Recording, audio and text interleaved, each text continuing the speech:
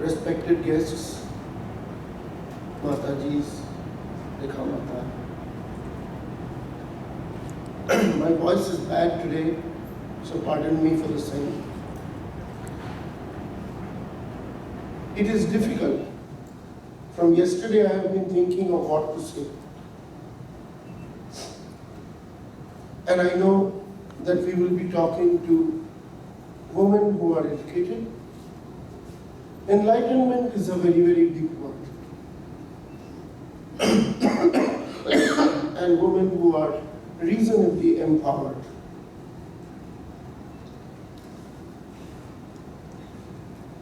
And we always talk about women who have achieved amidst struggles, sometimes having to fight all odds, about empowerment, about their rights. But then I saw that there was another topic called enlightenment. And I started remembering from my childhood, I had heard this small phrase which suddenly clicked into me. Was Bidushi Maitrey Khana Lilavati Shati Savitri Sita Harinati. These were the women who talked and about whom everything about enlightenment and empowerment were there. So yesterday was fairly restless for me because I knew that it is impossible to prepare for this speech. Yet,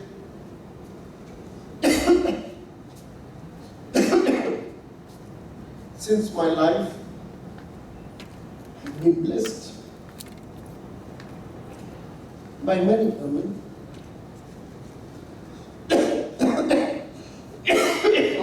it is also important for me to place before you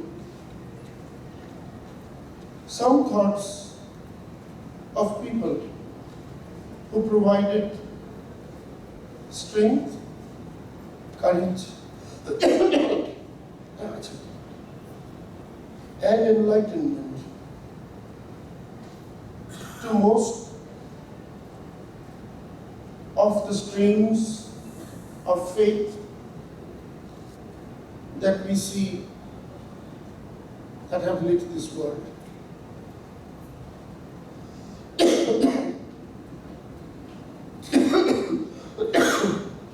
I will bring to your notice, the names of 5-6 people whose name came to me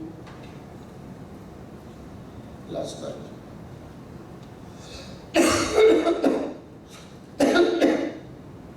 The first is I'm sorry. The first is the first Brahmarshi Rishi who was the one.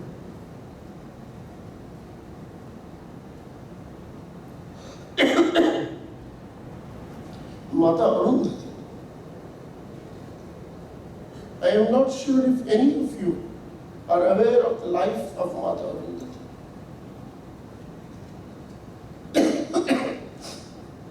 She was the first Brahmarshi woman, the wife of Vasishtha.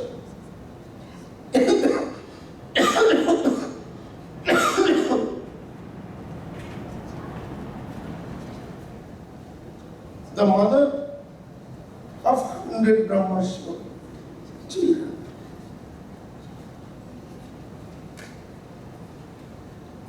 She was not only enlightened,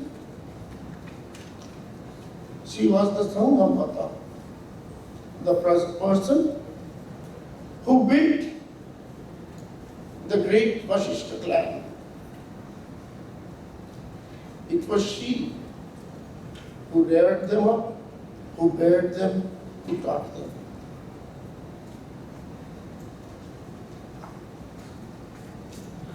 It is she who reared the son of Vasishtha born out of Urvashi. And today that person is famous as Kapanjal Rishi. She took him as her own son and taught him like she taught Shakti.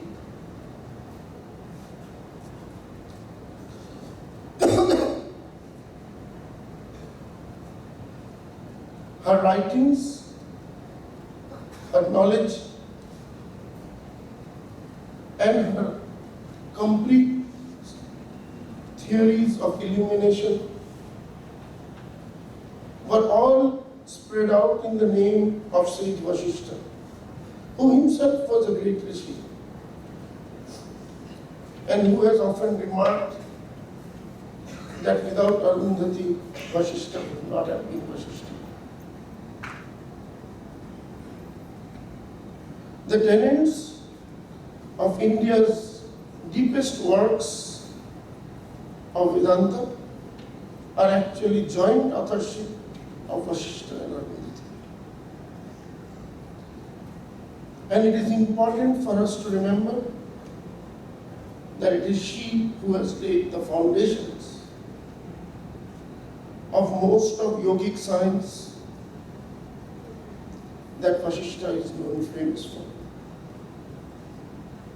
There are others in that same pantheon, and I have listed the names of some of them.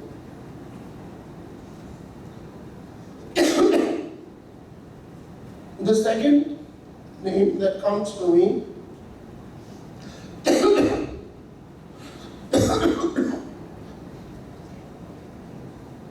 is that mother who brought down her godson from the cross. I'm sorry, my voice is going back.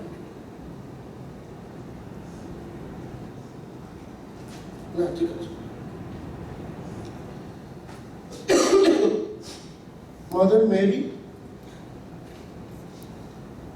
not only brought down her son from the cross, but she was that silent force behind the 12 apostles who built that system of faith that helped Europe survive the Dark Ages. If you read her life, if you read what she has done since the crucifixion of Christ, if you see how she sat down and taught, enlightened, reared and nurtured the woman of Jerusalem, the whole of Jordan, the whole belt from Jordan to Jerusalem, she went around teaching, providing solace, and telling people, especially the women of those times, not to be worried.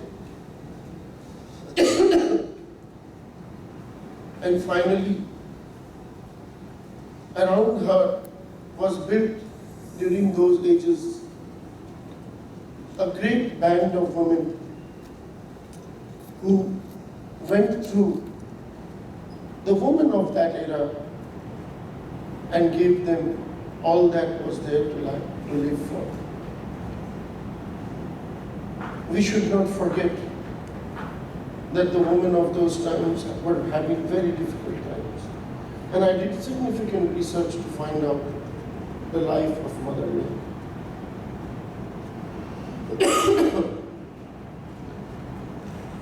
After this period of time, when Islam was in its greatest difficulties, when there was strife all over between several sects of Islam, the whole of the Bhakti movement of Islam, the whole of the Sufi movement of Islam was sourced by 2-3 people. of which one is absolutely unknown unless you go into Wikipedia and start reading. Her name was Rabia al-Adawiya. She was born out of the will of Allah to a very poor family, then enslaved, and then freed,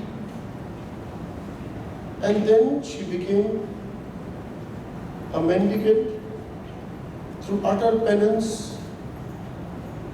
She was the only person who had the courage to cross off few lines of the Quran. In the Quran, it was said there was a line about hatred, that people who do not work with the wishes of God are to be hated and destroyed. In her Quran, that line was cut. And she said that I do not believe that my Allah preached hatred.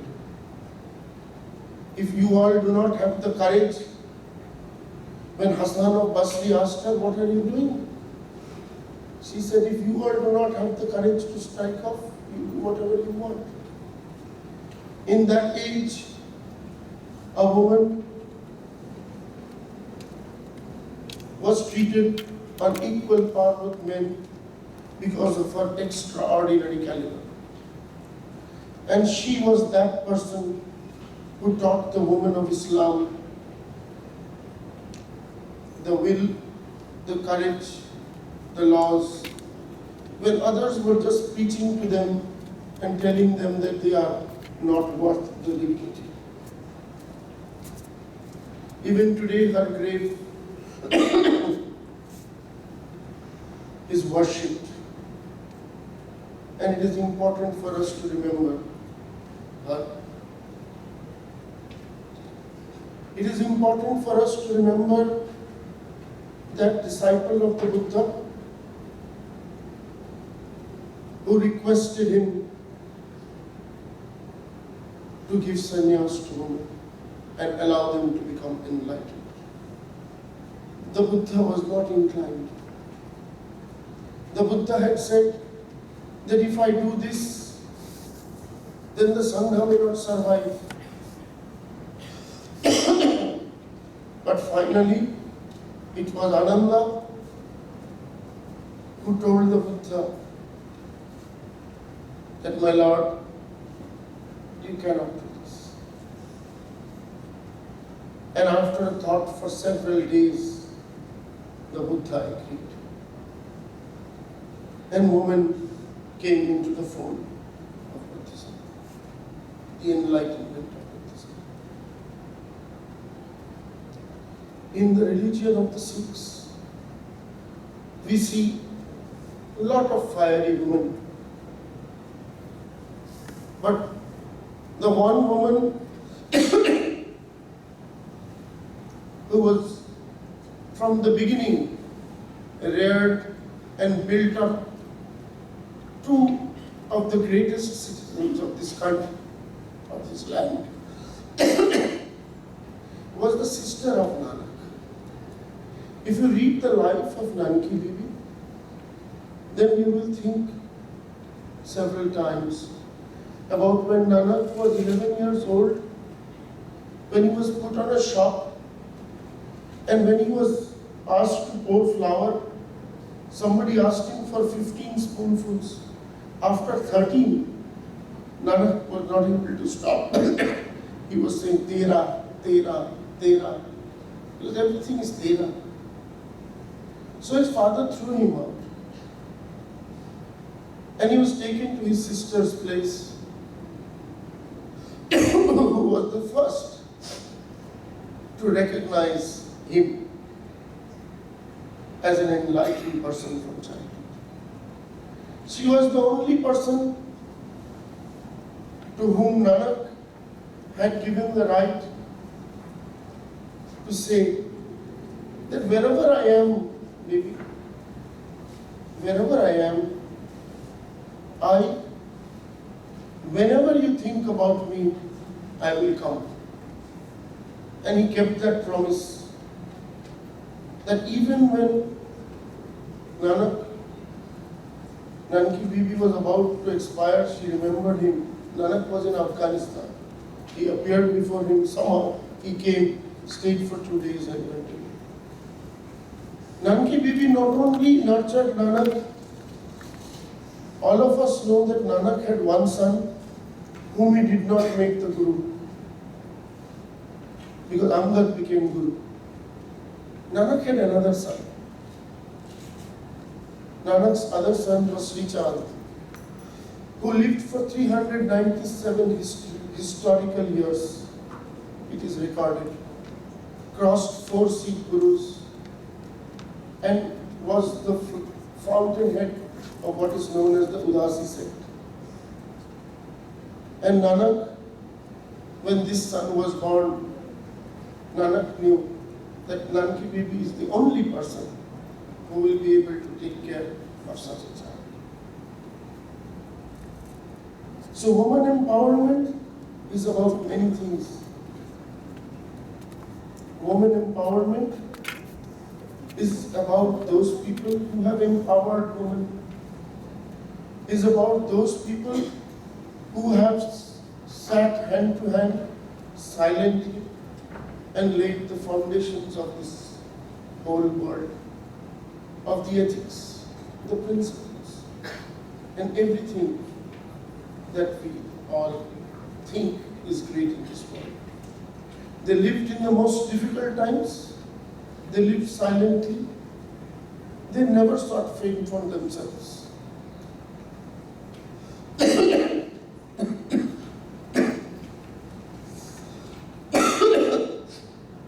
100 odd years ago,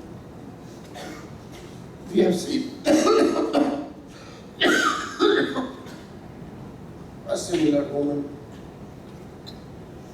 Whose photo you see on stage on the dais. Another similar woman who hid her enlightenment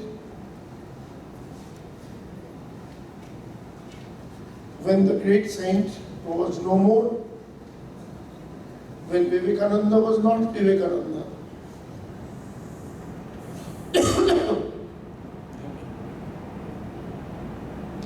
When they were all hopelessly roaming around, thinking of where to go, whether to sell off balloon mart. If you read history,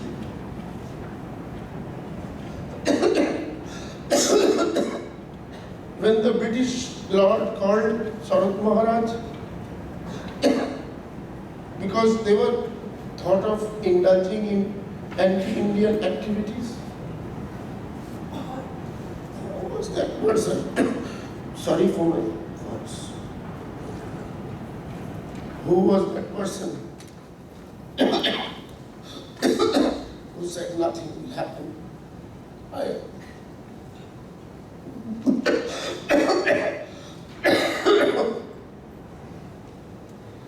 So on the day of women empowerment, when we remember women who have achieved, I will request you to remember women who have helped all of us to achieve,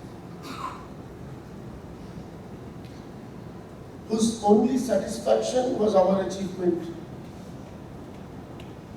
whose only satisfaction was that the people of this world would be happy. I can go on hours and hours on such people.